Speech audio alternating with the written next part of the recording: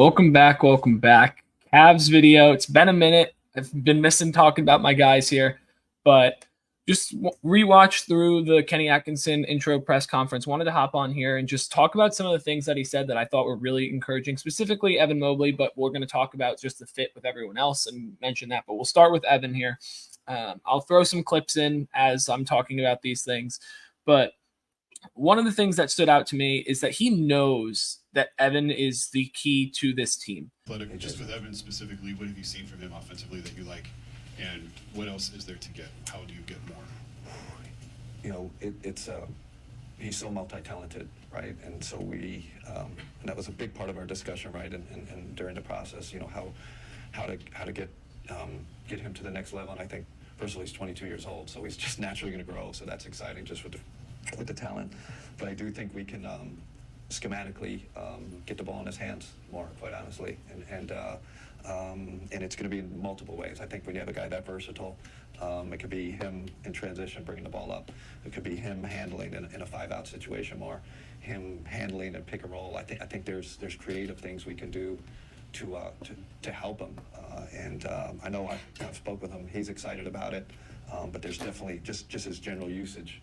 I think can go up, and we have to figure out, you know, the best positions to put him in. I can't wait to get on that task, because I know that's a big part of us, you know, taking that next step we're talking about. He knows that in order for this team to reach where it wants to go, which is a championship, Evan has to be a way bigger part of the offense than he already is. He knows that Evan needs to be great. Like, he says it right there. And just offensively, he didn't get a lot of touches under JB Bickerstaff, and I don't know why. I think most of his touches came in the post or when he decided to rebound and push it himself. Like, those were really it. And a lot of the times we saw versus Boston, he was punishing the bigs. And not even just on mismatches. Yes, he did that too, but he was really, really good in that last game versus Boston. And I know everyone's waiting for him to take that leap. And some people think that he took it the latter half of the season. Some people think it's going to be next year. Some people don't even think it's going to happen.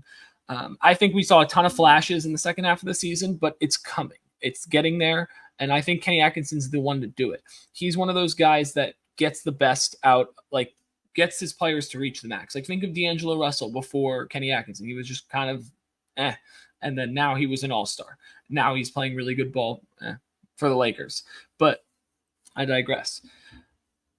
He wants to use Evan as a lot more of a ball handler, which at 7 feet tall, you would think, why the hell would you do that? Because Evan's able to do it. I took some notes here. I'll throw in clips, but he knows that Evan Mobley's multi-talented offensively. He can do a little bit of every single thing on the floor, whether it's posting up, whether it's driving, whether it's shooting spot up threes, doesn't passing. He's a great passer for his size. These are things that we all know as Cavs fans that we've watched for the last 2-3 seasons that we know Evan can do. So moving to just talking about what Kenny said, he wants to use him a lot more in transition. Think about Giannis, how good of an offensive player he is. Most of his buckets come from transition, rebounding, and pushing. Evan can do those similar things. Maybe not at the success rate as Giannis, but Evan can push the pace and go score.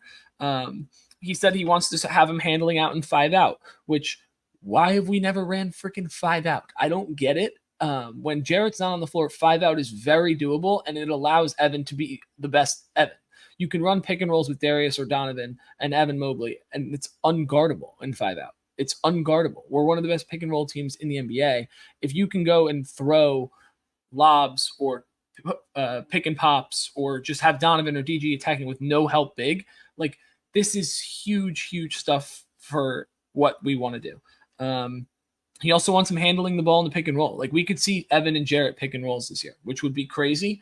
That's a little too far for me, but still, I like the idea. Just getting him the ball more is my biggest thing, and Kenny seems like he wants to do it.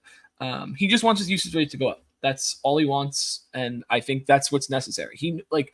Evan needs to be the second best player on this team, clear cut, for us to win a championship, in my opinion, and he needs to be close to a top 25 player. That's where I'm at, because I think Donovan's unbelievable, but Evan needs to be in that, not realm of Donovan Mitchell status yet, but getting there.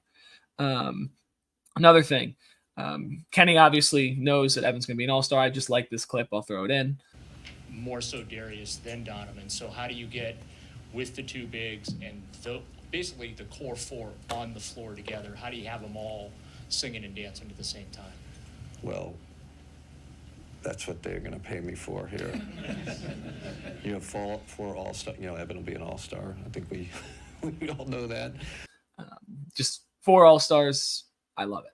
And then the last thing for Evan is I think we're going to see him used similarly to a Draymond Green role. I don't know if about bringing up the ball every possession kind of thing or like that, but getting him involved in the offense and making decisions from the top, I think could actually really, really help this team because it just allows us to have, I don't want to say another ball handler, but another way to get into the offense. There were so many times where it was just Donovan or DG running a pick and roll. And I think that's just the biggest problem with one of the biggest problems with JB Bickerstaff, just because the offense was just so stagnant. We would run the same action for 15 seconds and then have to run and pick and roll and get up a grenade. Like, these are not offensive possessions. We need to be able to push the pace. We have 2 bigs that are fast. He said Evans a 400 meters, a sprinter at 7 feet tall. Like, they're fast. Jarrett can run the floor. We've seen it before. Like, this team is not built to play slow. It is meant to play fast. We're tall. Evan and Jarrett are 2 bigs,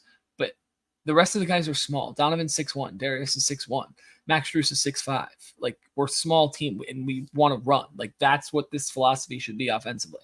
But if Evan can play that Draymond kind of role where he's guarding the best player, but also giving you offensive production, say he's like giving you 18, 5, and 5, or well, he shouldn't average 5 rebounds, but 18, 10, and 5. Like, those are the kind of things that Evan Mobley that'll push the needle for Evan Mobley. For Evan and J.A., just basically already said running, and then just offensive efficiency. They were pretty poor together on the floor last year, just efficiency-wise, just because it's a lot of space they take up when Evan's not really that great of a shooter yet. I've been seeing clips of him. He's working on it. I think he'll be able to shoot him with more volume this year. But everything that Kenny said is tickling my fancy a little bit. And then one last thing for just Evan is the age.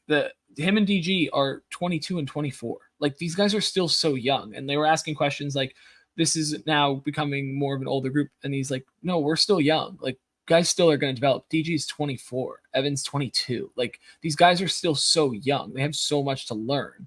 And that's the biggest thing for me. If you can get the best out of those 2 guys, this team is going to be so good. We know what Jared Allen is. We know what Donovan Mitchell is. It's the variance in Darius and Evan that we need to be a little bit concerned about.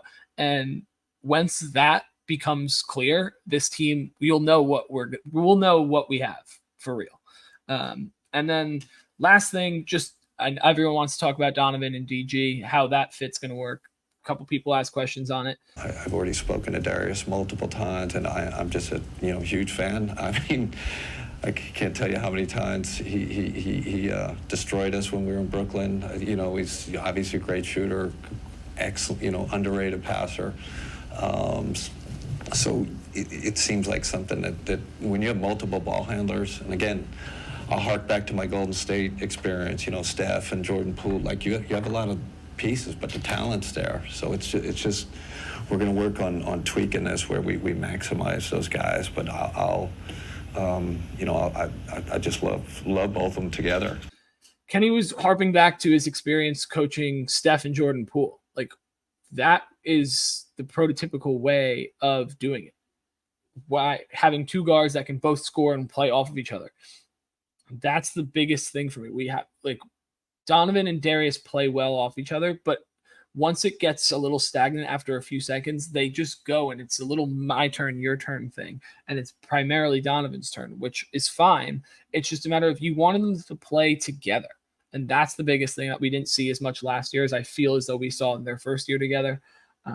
But maybe that's just because DG had an off year. But I'm excited for this season. Kenny Atkinson, I'm liking the hire more and more by the day.